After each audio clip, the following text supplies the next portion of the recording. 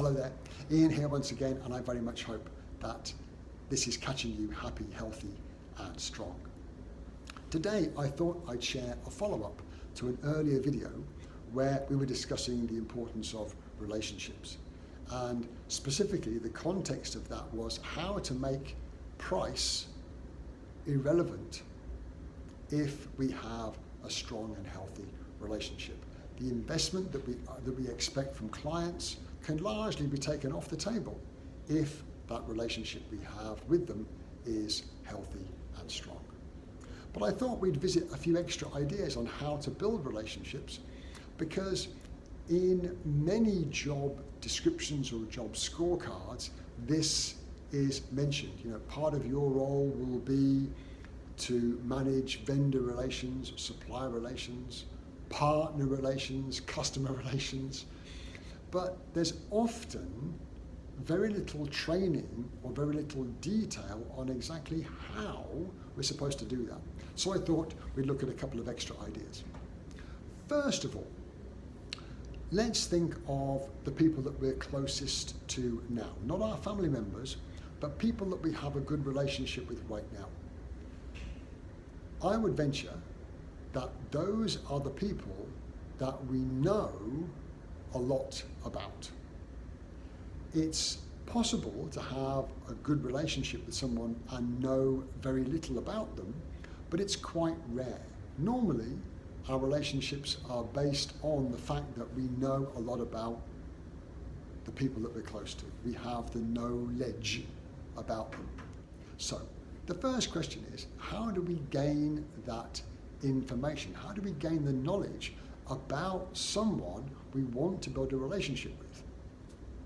Well, we have to ask them, we have to listen, but listen for what exactly?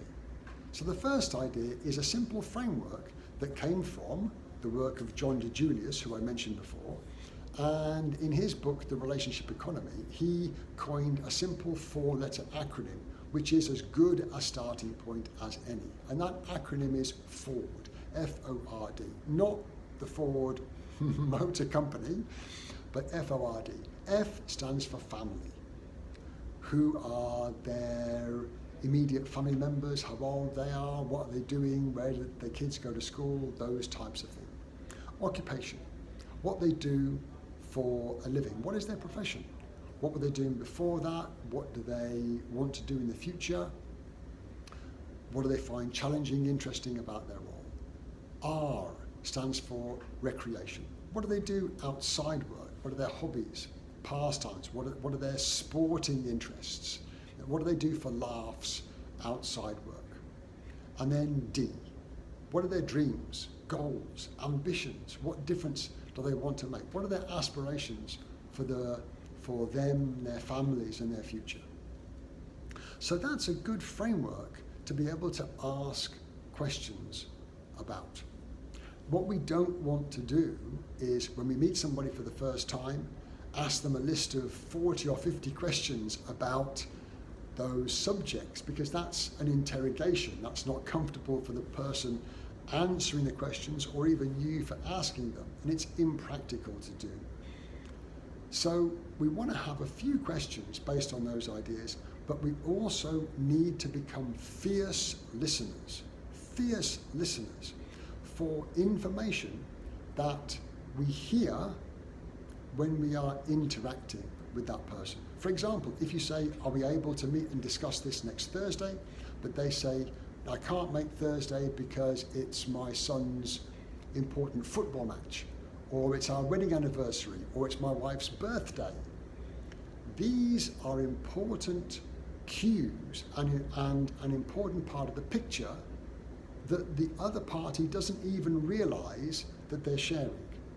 So these things, if we are listening really closely, we can pick up and they add to the picture of that person. The next thing is we need to be able to record them, because human beings, we tend to forget things. So they need to be recorded somewhere where we can access them fairly easily. So next meeting we can say, how was your birthday? Where did you go to celebrate? How was the game? And things like that. And they add to the texture of that relationship. The last thing that I'd mention is, if we're serious about growing relationships, we need to have eyes on the growing body of knowledge about our key relationships. And modern CRM systems, customer relationship management systems, often have ways of recording this. So every period, every month, or every quarter, we can look at the information that we're growing on our key relationships. And we know whether that is growing, and if it's not, we can take steps to get eyes on the information that we need and make sure that as part of our interactions we're growing that base of knowledge. So I really hope that that did make sense. It's an active way of growing relationships. It's not leaving it to chance. If you're really serious about it, this is a good place to start. The last thing that I would mention is this.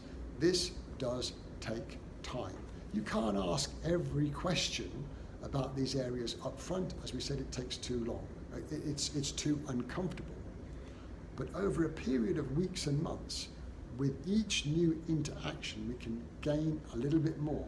If we're good at listening, over time, we can build healthy relationships that will stand us in good stead over the long run, not only in business, but in our personal lives too. We can apply this to our personal relationships just as well as we can in the business.